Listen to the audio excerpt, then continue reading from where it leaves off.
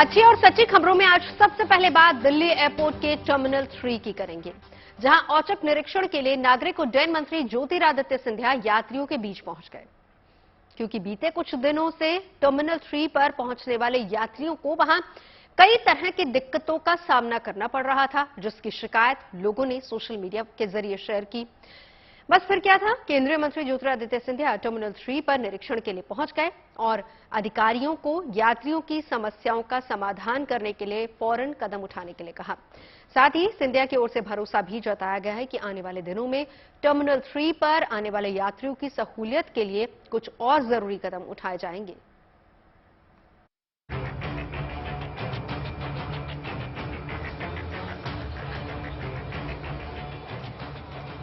भीड़भाड़ की ये तस्वीरें न तो किसी रेलवे स्टेशन की हैं और न ही किसी बस अड्डे की, बल्कि ये तस्वीरें हैं दिल्ली एयरपोर्ट के टर्मिनल 3 की। इस यात्री एयरपोर्ट पर बीते कुछ दिनों से इतनी भीड़भाड़ है कि लोगों ने इसकी तुलना मछली बाजार, सरोजनी नगर मार्केट और यहाँ तक कि नर्क तक से कर डाली। इसी वजह से सोशल मीडिया पर टर्मिनल 3 के भीड़भाड़ की तस्वीरें और वीडियो बीते कुछ दिनों से चर्चा का विषय बने हुए हैं। एयरपोर्ट की टर्मिनल 3 पर पहुंचे यात्रियों का कहना है कि उन्हें सुरक्षा जांच से लेकर बोर्डिंग गेट तक भारी भीड़ से जूझना पड़ता है। यहां तक कि इस भीड़ के कारण कई बार उनकी फ्लाइट तक छूट रही है। सुबह रश इतना था, एक तो ट्रैफिक का मतलब एयरपोर्ट के बाहर, उसके बाद जब हम यहाँ पे गेट में आ रहे थे अंदर, तो यहाँ भी अच्छी खासी लाइन थी। अधिकतर लोगों ने क्यों भी अपना जंप किया जस्ट बिकॉज को टाइम से फ्लाइट पकड़ लें।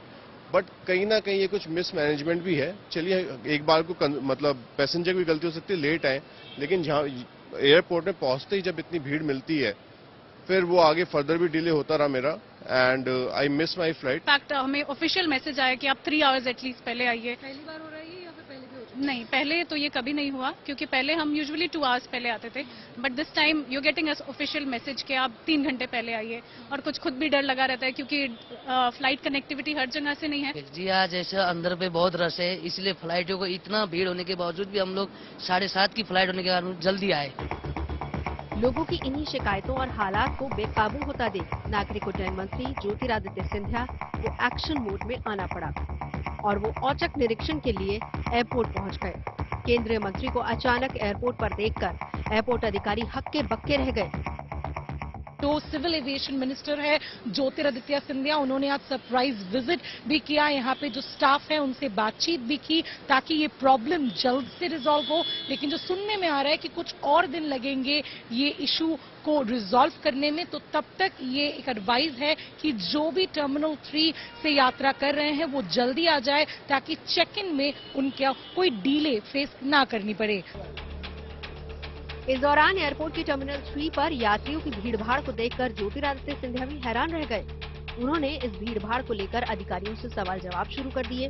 ये तस्वीरें उसी वक्त की हैं, जब ज्योतिरादित्य सिंधिया ने खुद हर पॉइंट पर पहुंचकर हालात का जायजा लिया और भीड़ के कारण को समझने की कोशिश की। इसके बाद केंद्रीय मंत्री ने एयरपोर्ट अधिकारियों को हालात सुधारने के लिए जरूरी निर्देश भी दिए, चाहे एयरपोर्ट की सुरक्षा का जिम्मा संभाल रही CISF हो या फिर दूसरे अधिकारी। लोगों की आशाएं हैं नागर विमानन क्षेत्र से सफर करने के लिए, और ये आशाओं के आधार पर मैं मानता हूं कि एक सर्विस डिलीवरी भी हम लोगों को पूर्ण रूप से तैयार करनी चाहिए। इस वी शेप रिकवरी के द्वारा जरूर कंजेशन का वातावरण तैनात होता है। मैंने पिछले हफ्ते एक मीटिंग ली थी, जिसके आधार पर आज मैंने सर्वेक्षण किया स्वयं जाके। दिल्ली का इंदिरा गांधी इंटरनेशनल एयरपोर्ट देश का सबसे व्यस्त एयरपोर्ट है। इस एयरपोर्ट से हर दिन करीब 1,90,000 लोग यात्रा करते हैं और साथ ही हर रोज करीब 1200 उड़ानों को यहां से ऑपरेट किया जाता है। मगर कोरोना के कारण बीते 2 साल एविएशन सेक्टर की रौनक गायब रही और अब जब पाबंदियां हटी हैं, तो फिर से एविएशन सेक्टर पटरी पर लौटने लगा है।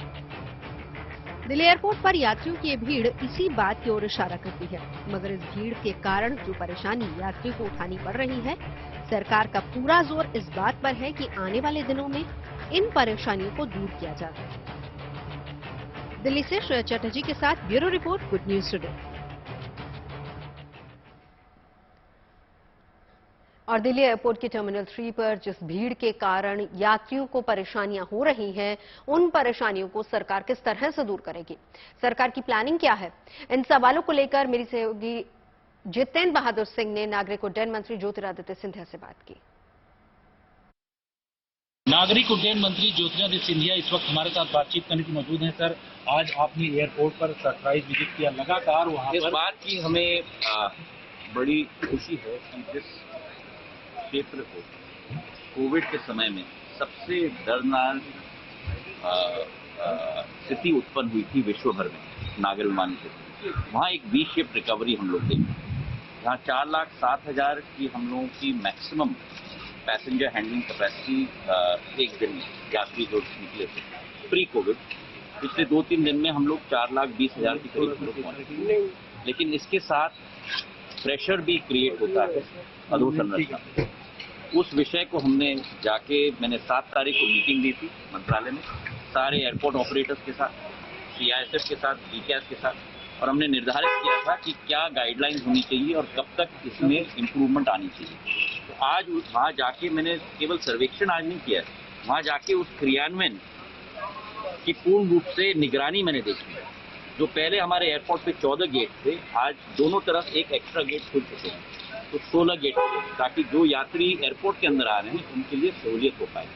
उसी के साथ मैंने कहा है कि हर गेट के ऊपर एक बोर्ड लगना चाहिए, इलेक्ट्रॉनिक बोर्ड, बताते हुए कि हर गेट में वेटिंग टाइम क्या है, ताकि अगर मैं यात्री हूँ, मैं कहूँ कि अरे यहाँ बड़ा लंबा लाइन है लेकिन 10 नंबर पे कम लाइन है, मैं स्वतः 10 नंबर पे चला जाऊँ जी। और वहाँ मैंने कहा है बाहर एयरपोर्ट के द्वारा अशरर्स लगने चाहिए, कमांड एंड कंट्रोल सेंटर से वॉकी टॉकी पे अशरों को कहा जाना चाहिए कि अगर उसका चौक है तो यात्रियों को 6 नंबर पे भेज दे, या 12 नंबर पे, या 14 नंबर पे। तो ये सिस्टम हम लोगों ने कहा है निर्धारित होना चाहिए। दूसरा चौक पॉइंट है हम लोगों का सिक्योरिटी चेक। वहाँ हमारे पास कैरोसेल और नॉर्मल चेकिंग के आधार पर 11+2 13 लाइन हमारे पास थे। जो 7 तारीख की मैंने मीटिंग ली थी, मैंने कहा था कि जो 2 लाइन क्रू के लिए और हमारे स्पेशली एबल्ड दिव्यांग के लिए रखा गया है, वो 2 लाइन भी हम लोग साधारण यात्री के लिए भी खोले, लेकिन क्रू और हमारे स्पेशली एबल्ड दिव्यांग यात्रियों को हम लोग प्रायोरिटी दें। तो आज जब मैंने वहाँ देखा, मैंने कहा है कि इसकी वृद्धि भी होनी चाहिए। तो आज एयरपोर्ट पर 13, 11+2 और उसके अतिरिक्त 3 और लाइन्स भी खोली गई हैं, तो हमारी कैपेसिटी 16 बन गई। मैंने एक क्षेत्र देखा 2 लाइनों के बीच में जहाँ बैरियर लगा हुआ है, मैंने कहा है कि अगर वो बैरियर को हम तोड़ पाएं और वहाँ एक अतिरिक्त लाइन लगा पाएं, तो होपफुली अगले 3-4 दिन में वो 17 नंबर भी शुरुआत हो जाएगा। और अनेक ऑफिस एरिया हैं और अनेक एरिया हैं, मैंने कहा वो भी हम लोग तोड़ दें और महीने के अंत तक 3 अतिरिक्त लाइन वहाँ खोल दें।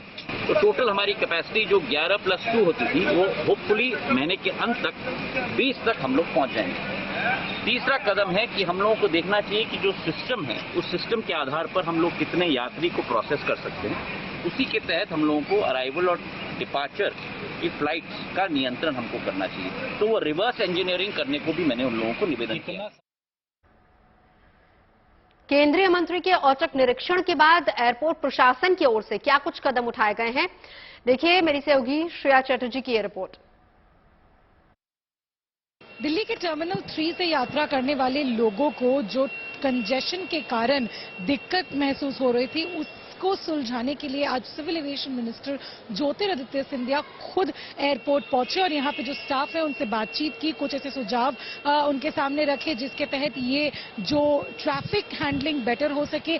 इनमें से कुछ सुझावों में से जो 16 गेट है पैसेंजर एंट्री से, उनको बढ़ा के अभी 18 गेट कर दिया गया है और एक्सरे मशीन भी बढ़ा दी गई है। इसके अलावा उनके तरफ से ये भी सुझाव रखा गया है कि हर एक गेट पे वेट टाइम कितना है, कितने पैसेंजर्स वेटिंग पे है, इसका डिजिटल बोर्ड लगाया जाए ताकि लोगों को और भी आसानी हो अपने चेक इन करने में। और इसके अलावा जो एंट्री पॉइंट्स है उसमें ट्रैफिक मार्शल ज्यादा बढ़ा दी गई है ताकि वो भी लोगों को यात्रा करते समय गाइड कर सके और यहाँ पे जो भीड़ है उससे भी जूझ सके। तो लगभग जो कुछ सुझाव है वो ऑलरेडी इंप्लीमेंट कर दी गई है, जैसे गेट्स बढ़ा दी गई है, एक्सरे मशीन्स बढ़ा दी गई है। इसके अलावा जो डिजिटल बोर्ड साइनेजेस लगने हैं हैं गेट्स पे वेट टाइम के, वो कुछ दिनों में लग जाएंगे। तो ये आशा है कि कुछ दिनों के बाद ये जो प्रॉब्लम T3 में फेस करने को यात्रियों को मिल रही थी वो पूरी तरीके से सुधार दी जाएगी। वीडियो जर्नलिस्ट मृदुल के साथ श्रेया आचार्य जी, गुड न्यूज टुडे। चांद पर फिर एक बार इंसान के कदम पड़ने वाले हैं। नासा के आर्टेमिस 1 को सफलता मिल गई है। गुड न्यूज ये है कि ओरियन अंतरिक्ष यान सही सलामत धरती पर वापस लौट आया है। नासा के मून मिशन की ये बड़ी कामयाबी है। इस सफलता के बाद नासा मून मिशन में एक कदम और आगे बढ़ गया है। इस सफलता के बीच नासा ने कई चुनौतियों का सामना भी किया है। अब ओरियन की लैंडिंग प्रशांत महासागर में कराई गई। उसके बाद नासा की ग्राउंड सिस्टम और रिकवरी टीम ओरियन को नौसेना के जहाज पर ले गई।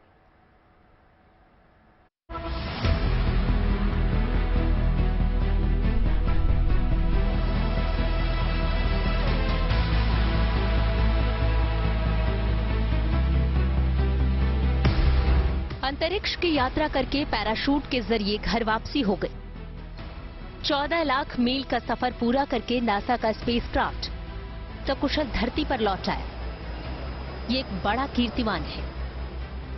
3 पैराशूट के साथ जब आर्टेमिस 1 का ओरियन कैप्सूल समंदर की लहरों पर उतरा तो ये मौका सिर्फ नासा के लिए ही नहीं बल्कि पूरी दुनिया के लिए ऐतिहासिक बन गया। आर्टेमिस 1 की सुरक्षित वापसी ने वैज्ञानिकों को चांद पर फतह हासिल करने की राह दिखाई। The spacecraft performed so well that we were able to start looking ahead at Artemis 2 and thinking through how else can we push the boundaries on this flight? What else can we learn? Where are there constraints that we can push on? Where are there opportunities for us to improve on our products for the next flight? And so for the last 25 and a half days, we've been every day looking ahead to the next flight to see how we can improve on where we are today so that we can fly a safe and successful mission with our astronauts next time around. दरअसल NASA 50 साल बाद फिर Artemis के जरिए इंसानों को दोबारा चांद पर भेजने की योजना बना रहा है, जिसके पहले चरण की सफलता मिल गई है। मिशन मून को 3 चरणों में पूरा किया जाएगा। पहला चरण 25 दिन पहले 15 नवंबर को लॉन्च किया गया था। इसके बाद 11 दिसंबर की रात को ओरियन कैप्सूल करीब 11:10 पर धरती पर पहुंचा, जिसे मेक्सिको के ग्वाडालो द्वीप के पास प्रशांत महासागर में उतारा गया। इसके पैराशूट डिप्लॉय हुए और ये 40,000 किलोमीटर पर आवर से लेकर ये कुछ 20 किलोमीटर पर आवर तक आकर समुद्र में जाकर गिरा। तो यही मतलब कार्य था जो हुआ और ये सफल। आर्टेमिस 1 यानी मिशन मून के पहले चरण में कोई एस्ट्रोनॉट नहीं था, लेकिन आने वाले वक्त में एस्ट्रोनॉट्स को चांद की सतह पर पहुंचाने के लिए ये मिशन बेहद खास होने वाला है। आर्टेमिस की करीब 22,53,000 किलोमीटर की सफल यात्रा से नासा को कई अहम जानकारी मिली है। धरती पर लौटते समय ओरियन कैप्सूल को वायुमंडल में आते ही हजारों डिग्री के तापमान का सामना करना पड़ा। जरा सी तकनीकी खामी चंद सेकंड में ओरियन को खाक कर सकती थी। This is a great day not only for America, but it's a great day for all of our international partners. That's a difference from 50 years ago. 50 years ago we went as a country, as a government. Today we go with not only international partners, but also commercial partners. And so it is the beginning of the new beginning, and that is to explore the heavens. Artemis mission के जरिए वैज्ञानिक ये जानने की कोशिश कर रहे हैं कि मून यात्रा पर अगर एक बार फिर इंसान को भेजा जाए तो वो कितना कारगर साबित होगा। जानकारों का ये भी मानना है कि इस मून मिशन के जरिए नासा मिशन मार्स की तैयारी कर रहा है। अभी हम वहां पर एक बेस सेटअप करेंगे और चंद्रमा के जो जिसे कहते हैं रिसोर्सेज हैं उसको इस्तेमाल करेंगे।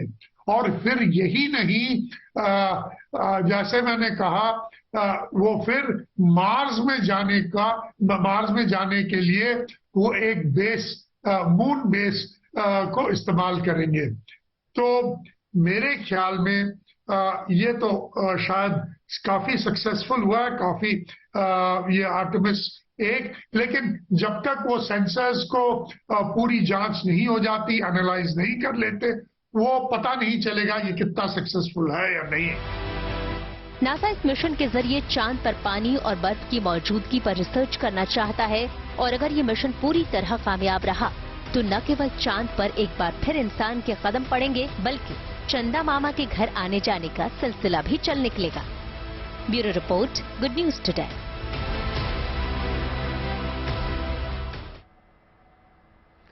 अमेरिकी स्पेस एजेंसी नासा ने 5 दशक बाद मिशन मून के जरिए इंसानों को दोबारा चांद पर भेजने की योजना बनाई। इस मिशन को 3 चरणों में पूरा किया जाएगा, जिसके पहले चरण को सफलता मिल चुकी है। पहले चरण को मंजिल तक पहुंचाने के लिए 3 बार प्रयास किए गए थे, जिसके बाद ओरियन स्पेसक्राफ्ट ने 42 दिन की चांद की यात्रा पूरी करके सफल लैंडिंग कर ली है। किसी भी स्पेस मिशन में एक स्पेसक्राफ्ट की सुरक्षित वापसी बहुत अहम होती है। धरती के वातावरण में वापस दाखिल होते हुए एक स्पेस कैप्सूल बेहद तेज गति के साथ हजारों डिग्री तापमान का सामना करता है। ओरियन की धरती पर री एंट्री के लिए नासा ने इस बार एक खास तरीका अपनाया था। इसे स्किप एंट्री कहा जाता है। ओरियन के वापस लौटने से नासा को पहले चरण में सफलता मिली है और इसके बाद अब नासा अगले चरण पर फोकस कर रहा है, जिसके जरिए इंसान को चांद पर पहुंचाने की कोशिश होगी और साथ ही चांद पर एक बेस बनाने की भी तैयारी की जा रही है। यानी ये कि आर्टेमिस 1 मिशन मून की एक टेस्ट फ्लाइट थी। अब नासा आर्टेमिस 2 मिशन में एस्ट्रोनॉट्स को भी भेजने की तैयारी कर रहा है और इस टेस्ट फ्लाइट के रिजल्ट पर ही अगली फ्लाइट की तैयारी निर्भर करेगी। इसे 2024 में लॉन्च करने की प्लानिंग है। मिशन के पहले चरण का नतीजा सबके सामने है। अब मिशन के दूसरे चरण का नंबर है। विस्तार से आगे आने वाले चरणों के बारे में भी हम आपको बताते हैं। मिशन के दूसरे चरण का नाम होगा आर्टेमिस 2, जिसे नासा 2024 में लॉन्च कर सकता है। और दूसरे चरण की खास बात है कि मिशन के दूसरे पड़ाव में कुछ एस्ट्रोनॉट्स भी भेजे जाएंगे, लेकिन ये एस्ट्रोनॉट्स चांद की सतह पर कदम नहीं रखेंगे। वो सिर्फ चांद के ऑर्बिट में घूमकर वापस आ जाएंगे। दूसरे चरण के बाद मिशन के तीसरे चरण की बारी आएगी। फाइनल मिशन आर्टेमिस 3 के जरिए चांद की सतह पर कदम रखा जाएगा, यानी तीसरे चरण में जाने वाले एस्ट्रोनॉट्स चांद पर उतरेंगे। ये मिशन 2025 या फिर 26 में लॉन्च किया जा सकता है। इस मून मिशन की एक और खास बात है, ये पहली बार होगा जब कोई महिला एस्ट्रोनॉट चांद पर कदम रखेंगी। चांद पर पहुंचने के बाद साउथ पोल में एस्ट्रोनॉट्स रिसर्च करेंगे। इस दौरान चांद पर मौजूद पानी और बर्फ पर भी रिसर्च की जाएगी। आइए स्पेस साइंटिस्ट से समझते हैं कि आखिर नासा अगले 2 चरण में क्या, कब और कैसे इंसान को चांद पर पहुंचाएगा। ये जो आर्टेमिस 1 जो अभी गया, उसके अंदर कोई क्रू नहीं था, कोई एस्ट्रोनॉट नहीं थे, क्योंकि ये बेसिकली एक एक्सपेरिमेंट था कि क्रू शायद जा सके या नहीं। उनका मकसद क्या है? पहला मकसद ये है कि जाकर वो एक चंद्रमा में एक बेस बनाए।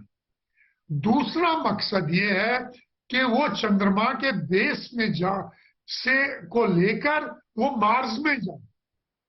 तो ये एक जो उनका मकसद है, ये शायद आर्टेमिस की सहायता से वो पूरा करें। आर्टेमिस 1 मैंने जैसे कहा, ये अनक्रूड था। इस बार तो उन्होंने पुतले दिए थे, 3-4 पुतले लगाए थे, जिसके अंदर सेंसर्स हैं, जिससे हम पता चलेगा कि मनुष्य जब जाएगा तब वो तापमान, स्पीड, ग्रेविटेशनल पुल ये सब सह पाएंगे या नहीं। लेकिन आर्टेमिस 2 से मनुष्य जाएंगे, एस्ट्रोनॉट जाएंगे। आर्टेमिस 2 2024 में जाएगा, उसमें मनुष्य लैंड नहीं करेगा चंद्रमा पे, लेकिन आर्टेमिस 3 में मनुष्य लैंड करेगा और फिर जैसे मैंने कहा वो मकसद की ओर और बढ़ेगा। आर्टेमिस नासा के लिए इसलिए भी खास है क्योंकि 50 साल पहले दिसंबर में ही नासा ने अपोलो 17 मिशन लॉन्च किया था और दिसंबर में ही मून मिशन के पहले चरण को सफलता मिली है। यानी इसी महीने में 50 साल पहले आखिरी बार मनुष्य चांद पर पहुंचा था और एक बार फिर से इसी महीने चांद पर एक बार फिर से कदम रखने के पहले चरण को कामयाबी मिली है। अपोलो 17 के 50 साल पूरे होने की खुशी में नासा इस खास महीने को सेलिब्रेट कर रहा है। अपोलो 17 को उस दौरान जो पहली तस्वीर ली गई थी उसे नासा ने अपनी वेबसाइट पर साझा किया है। पृथ्वी की यह तस्वीर जो आप देख रहे हैं उस समय की क्लासिक तस्वीर है जिसे 7 दिसंबर 1972 को अपोलो 17 के चालक दल ने लिया था। अपोलो 17 के बारे में हम आपको विस्तार से बताते हैं। अपोलो 17 को 7 दिसंबर 1972 को लॉन्च किया गया था, जिसके बाद 19 दिसंबर 1972 को ये स्पेसक्राफ्ट धरती पर वापस लौटा था। उस समय रात में लॉन्च होने वाला ये पहला मिशन था और चांद पर भेजा गया नासा का छठा और आखिरी मिशन भी अपोलो 17 ही था। अपोलो 17 मिशन को अंतरिक्ष विज्ञान की दृष्टि से मील का पत्थर भी माना जाता है। इसकी खास वजह यह है कि पहले मिशन के दौरान अंतरिक्ष यात्री ऑर्बिट में अधिकतम 1 दिन का समय ही बिताते थे। अपोलो 17 मिशन के दौरान अंतरिक्ष यात्रियों ने सबसे पहले 12.5 दिन यान में बिताए थे।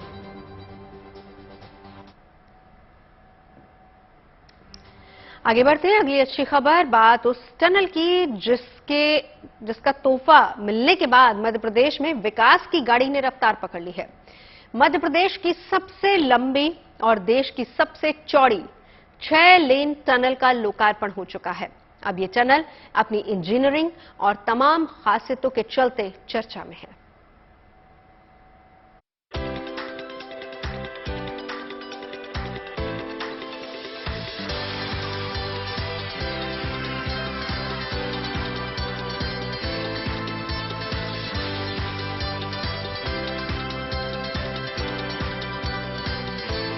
हाईवे पर हवा से बात करती ये गाड़ियां भारत की तरक्की का पैमाना है, जो ये बता रहा है कि हम किसी से कम नहीं।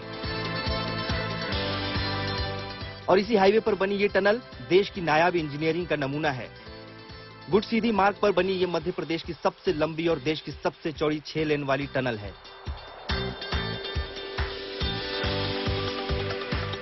मैंने पहले कभी कहा होगा तो मजाक मानते होंगे।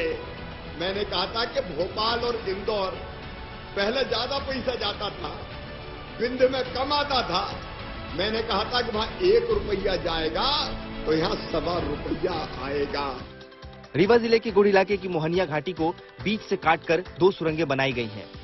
चुरहट्टा बाईपास में 3-3 लेन की 2 टनल बनाई गई हैं, जिसमें 3 लेन आने के लिए और 3 लेन जाने के लिए है। दोनों सुरंगों को आपस में जोड़ने के लिए अंदर 7 जगहों पर अंडरपास बनाए गए हैं। इस टनल के बन जाने से रीवा सीधी के बीच 7 किलोमीटर की दूरी घट गई है। पहले मोहनिया घाटी को पार करने के लिए 30 से 35 मिनट लगते थे, लेकिन अब ये सफर 3 से 5 मिनट में ही पूरा हो जाएगा। मुझे बहुत खुशी है कि देश के इतिहास की एक महत्वपूर्ण टनल का आज उद्घाटन हो रहा है। करीब 2,500 करोड़ रुपए की लागत से ये काम पूरा हुआ है। जहां 35 से 40 मिनट लगते थे, वहां 5 मिनट में आपका प्रवास होगा। और ये जो चोरहट टनल और बाईपास का भी आज लोकार्पण हो रहा है। इस सुरंग के अंदर 46 पंखे लगाए गए हैं। सुरक्षा के लिए जगह जगह सीसीटीवी कैमरे, फायर सिस्टम, कंट्रोल रूम और अनाउंसमेंट सिस्टम भी लगाए गए हैं। टनल के अंदर बारिश का पानी न भरे इसलिए दोनों तरफ नालियां बनाई गई हैं। खास बात यह है कि इस टनल का काम तय वक्त से 6 महीने पहले ही पूरा कर लिया गया। इस टनल के बनने से वक्त की बचत तो होगी ही, साथ ही उम्मीद की जा रही है कि ये इस इलाके में आर्थिक विकास के नए रास्ते खोलेगा। जो अब सिर्फ 5 मिनट में पूरी होगी। इस टनल की monitoring Ravish Pal Singh, Bhopal, good news today. और अंतर्राष्ट्रीय मानकों के हिसाब से। और अब बात IIT दिल्ली की, जहां के छात्रों ने DRDO के साथ मिलकर जवानों के लिए एक रक्षा कवच तैयार किया है। ये रक्षा कवच जवानों को खून जमा देने वाली ठंड से बचाने में कारगर साबित होगा। दावा यह है कि जवानों के लिए बनाई गई इस खास जैकेट पर -60 डिग्री की ठंड का भी कोई असर नहीं होगा। इस जैकेट का प्रदर्शन IIT दिल्ली में आयोजित हुए इंडस्ट्री डे के मौके पर किया गया और इसके अलावा भी वहां कई ऐसी चीजें देखने को मिली जो आत्मनिर्भर भारत अभियान को मजबूती देती हैं।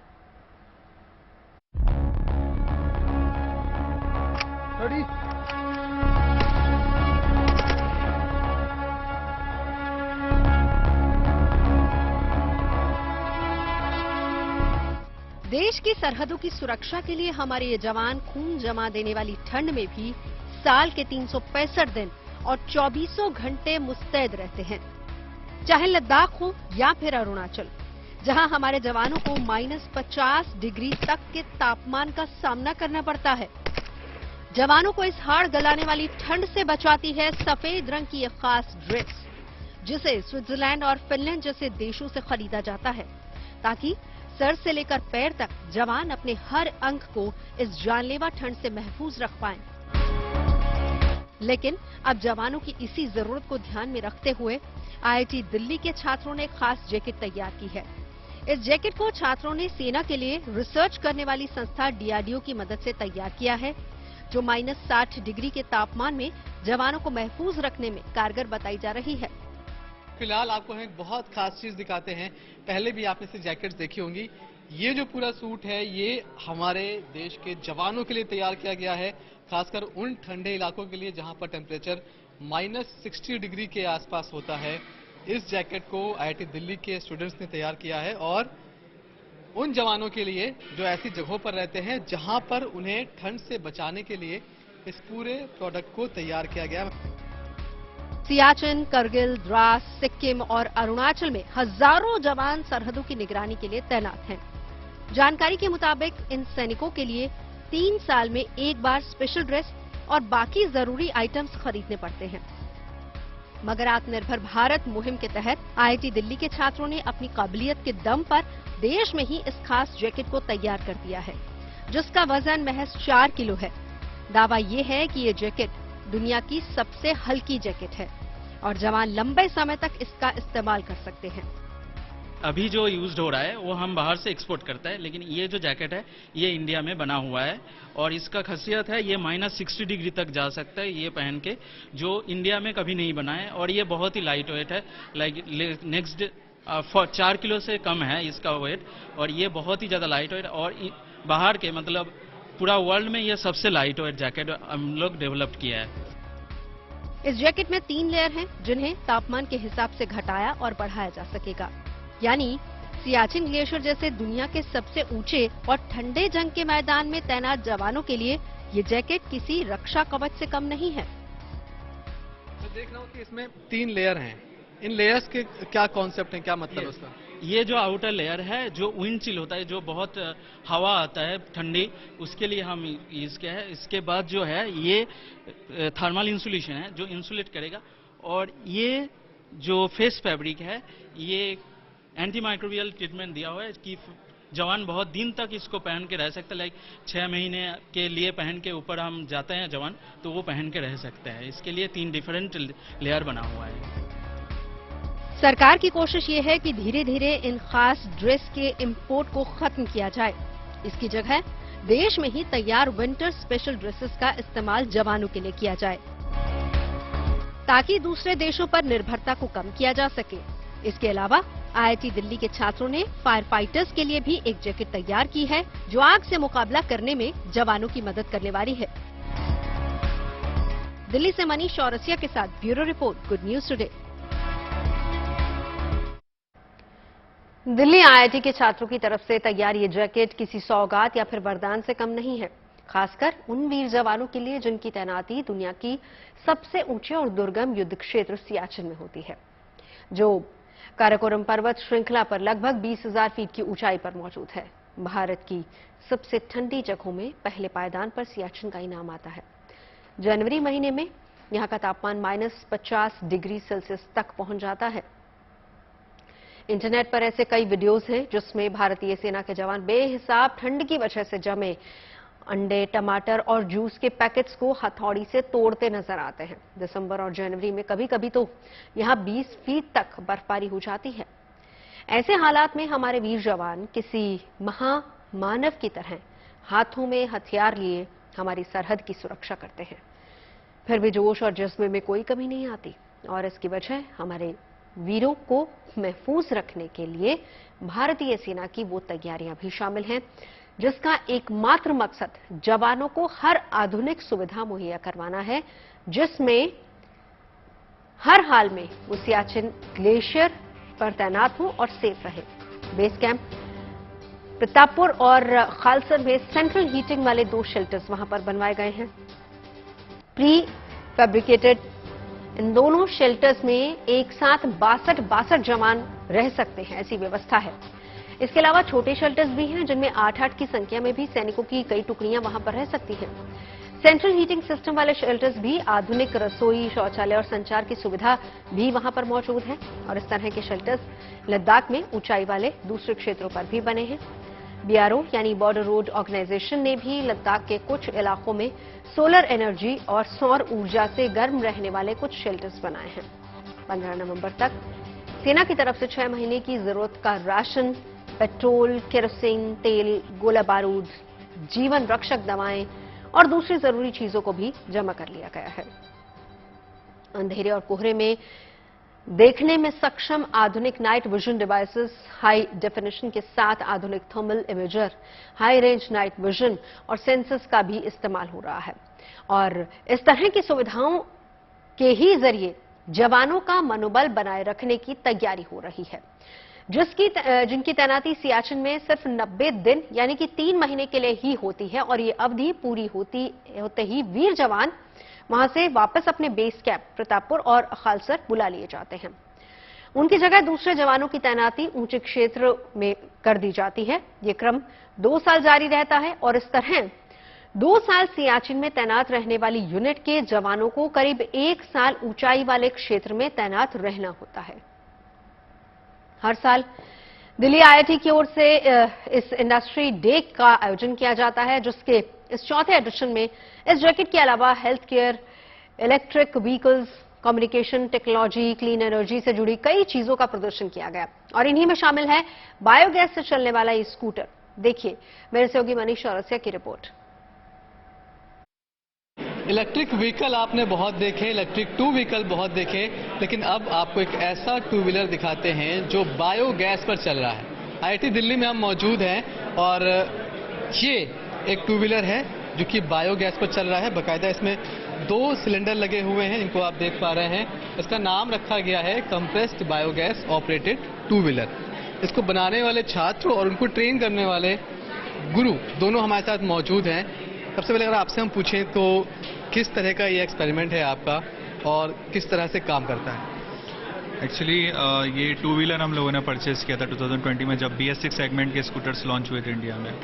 उसके बाद ये एक प्लान था कि मतलब क्यों ना 2 wheeler is also operating only on gasoline, और अभी जो इमर्जिंग मार्केट जो इलेक्ट्रिक का आ रहा है उसका, but we have some intermediate solution also.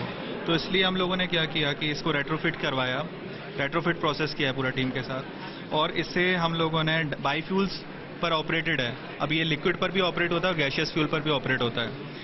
इससे हम लोगों ने कुछ फील्ड ट्रायल्स कंडक्ट करे हैं इसके एक्सपेरिमेंटली। अब वो फील्ड ट्रायल के दौरान ये पता चला है कि इस गाड़ी को हम लोग 125 किलोमीटर के माइलेज पर चला सकते हैं when we are operating on a biogas fuel. अगर पेट्रोल की तुलना में बात करूं तो उसकी 1/4 कम में इसको हम लोग अभी इसमें जो सिलेंडर लगे हुए हैं उनकी कैपेसिटी कितनी है, कितनी बायोगैस उसमें आ सकती है, वो बायोगैस आप कैसे बना रहे हो और एक बार फिलअप होने के बाद कितनी किलोमीटर जा पाएगी? 3 सवाल हैं। शुरुआत इससे कि बायोगैस आप किस तरह से तैयार कर रहे हो? किचन वेस्ट से हम लोग बायोगैस बना रहे हैं। 250 किलोग्राम किचन वेस्ट से हम डेली 9 किलोग्राम के आसपास की हम लोग कंप्रेस बायोगैस बनाते हैं। कम्युनिटी बेसिस पर 200 घर हैं यहाँ पर, रेजिडेंट्स हैं, वहाँ से हम लोग किचन के उस कूड़े को हम लोग यूज करके, सेग्रीगेटेड जो किचन वेस्ट आता है उसको हम लोग यूज करके उससे हम लोग बायोगैस प्रोड्यूस करते हैं। सफर में बात काशी की। महादेव के धाम के पुनर्निर्माण के रूप में काशी की भव्यता बढ़ाने वाले श्री काशी विश्वनाथ धाम कॉरिडोर के लोकार्पण की कल पहली वर्षगांठ है। इसे यादगार बनाने के लिए मंदिर प्रशासन की ओर से खास तैयारी की गई है और इस मौके पर एक तरफ परिसर में वेद मंत्र गूंजेंगे तो दूसरी ओर काशी की शाम भजनों से रोशन होगी। और इस लम्हे का हिस्सा बनने के लिए देश और दुनिया से बड़ी संख्या में श्रद्धालु पहुंचने शुरू हो गए हैं।